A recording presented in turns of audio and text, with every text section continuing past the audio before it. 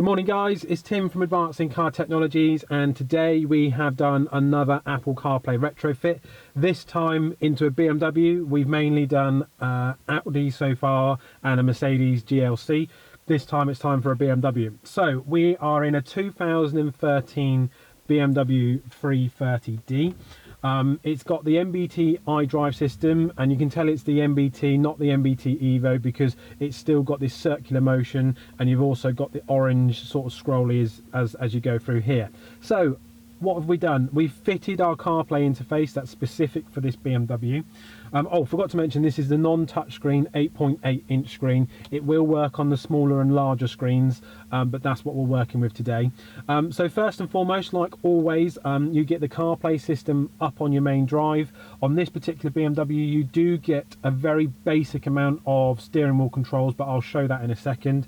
But like always, you need to either have the USB or the aux in interface for sound to output through that system. So before you get going, you need to make sure you're in multimedia and that you've got aux front connected. If you don't do that, you won't get your music when you do use CarPlay.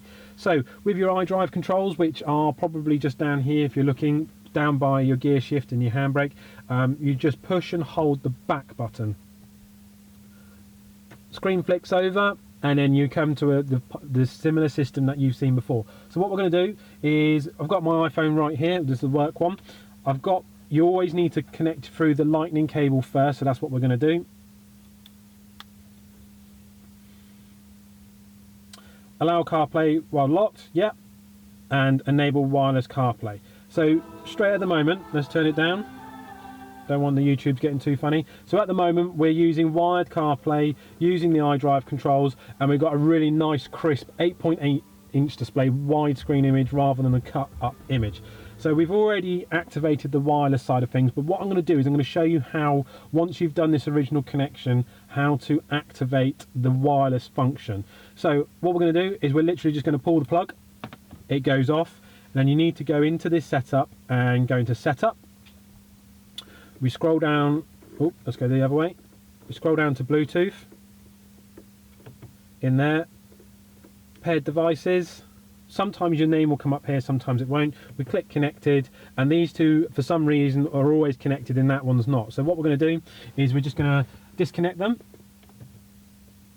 And then we're going to tap Wi-Fi CarPlay. It will say connecting and then connected. Give it a couple of seconds. And then you should see a green icon come up in the top left hand corner, which we have there, and away we go. So we are now using Wi-Fi or wireless CarPlay. Phone can just be locked, put to the side, and away we go. So if you've got an old car and you're not happy with the navigation and stuff like that, this is a really great option to be able to put 21st century technology in. So you've got all your stock iPhone apps, so phone, music, maps, messages, and all that sort of stuff. Calendar, which is the new. Oh, also we're in the new iOS 13 with the dark mode. This is how it will look like now moving forward if you've got iOS 13. So I'm not going to go into War and Peace. I'm just literally going to show you a couple of things. So Google Maps.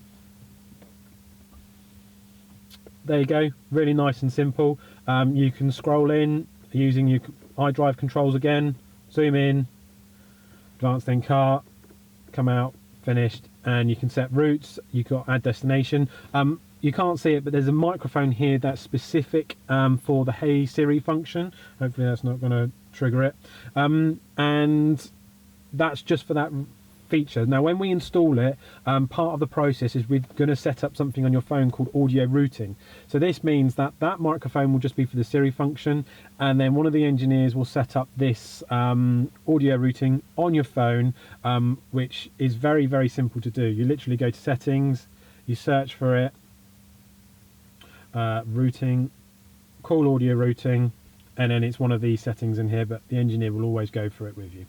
And that means that the car will then use your standard BMW Audi Bluetooth for telephone calls, but your CarPlay will still react to it, so you get that usual quality.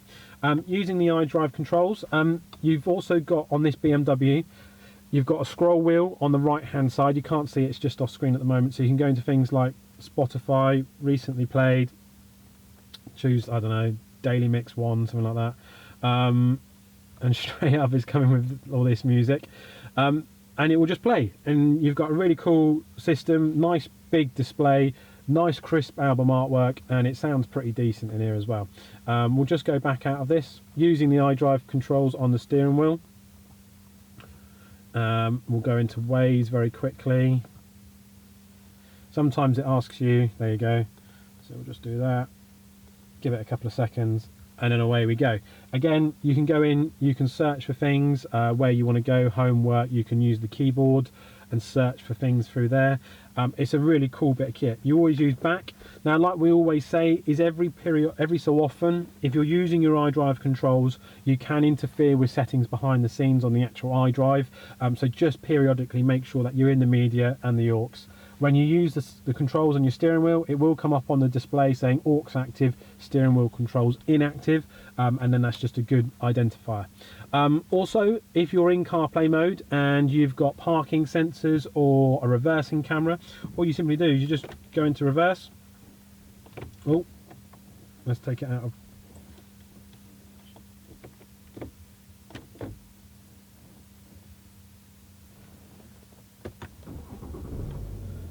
Okay, so you just pop it in reverse. You get your camera, so if you've got a factory camera, this is where it works with all factory sensors. You go into reverse, then you get your camera stuff still, and as soon as you go into drive or park, it will go back to the main screen. Normally what would happen is the camera and the sensors would stay live until you drive forward, but in this instance, because it's giving control back to the CarPlay system, you'll just get the beeping until you go over a certain speed. Normally about 5 kilometers or 5 miles per hour. So BMW 2013 8.8-inch screen with the NBT iDrive system. We've retrofitted this aftermarket CarPlay system, and I'll be fair, it looks really awesome in this car. So if you've got a BMW, you want a system like this. Yes, it's aftermarket, but it's designed to work as factory as possible, so you're always going to get those little hiccups every now and again, like the connection doesn't want to connect straight up. You've got your wired if you want to do long distances or you're getting a problem. We give you some help with like a little printout if you do have connection issues, but normally when you get in and out, it's normally pretty bulletproof. So if you've got any questions, drop them in the comments below or get in touch with us, www.advanced-incar.co.uk, and as always, thanks for watching.